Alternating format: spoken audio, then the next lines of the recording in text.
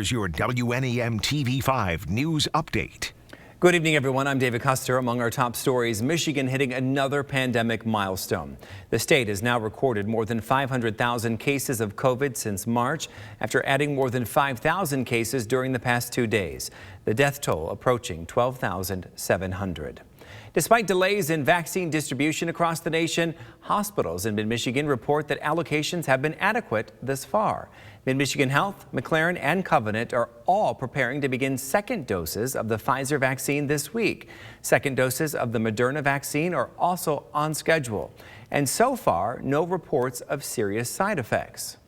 Some of those moderate reactions that we thought people would get, fever, chills, the studies made it sound like those are going to be pretty prevalent, and I'm not hearing that from our staff.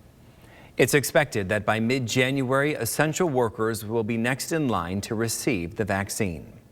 The state health department is now distributing 3.5 million KN95 masks for free as part of the state's Mask Up, Mask Right campaign. Community organizations like local health departments and Area Agency on Aging offices will receive the masks. The MDHHS recommends 3 types of masks are providing the best protection, including a 3-layer washable cloth face covering, 3-layer disposable masks, and KN95 masks. As stimulus checks arrive in the mail or direct deposit, beware of scams. The Better Business Bureau is already getting reports of scammers contacting people claiming they need to provide personal information to get the money. Some scammers also say they are processing fees. Well, neither is true. Experts say not to respond to any text messages, emails, or robocalls about your stimulus check.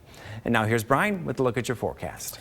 All right, David, thanks very much. As we kicked off the first full week of 2020, the first work week, I guess, of 2021 out there today, well, at least the weather was quiet. Mostly cloudy skies, largely overcast, in fact, but no appreciable rain or snow just yet. That will change to a small degree as we head into tomorrow, but overall, the next 7 days proving to be very quiet here in the early part of January. First Warn 5 Sky Tracker tonight is showing a weak surface trough cutting across Wisconsin and into the UP tonight. Out ahead of that, you notice this narrow band of snow shower activity. For as impressive, and I say that lightly, for as impressive as that band looks right now, a lot of it is expected to fall apart before it reaches us. So really, all we're expecting out of it will be a few isolated flurries, and maybe even some plain drizzle tomorrow as our temperatures actually come up into the mid-30s. Hour-by-hour forecast for this evening through the midnight hour, largely unchanged. Overcast conditions pretty much being the norm. It won't be until about 7 a.m. when we see that trough roll in along 127, narrow band of some snow shower activity. And if there's going to be, the heaviest of the activity, that's when it would wind up being. But watch how quickly this falls apart as it tries to roll inland.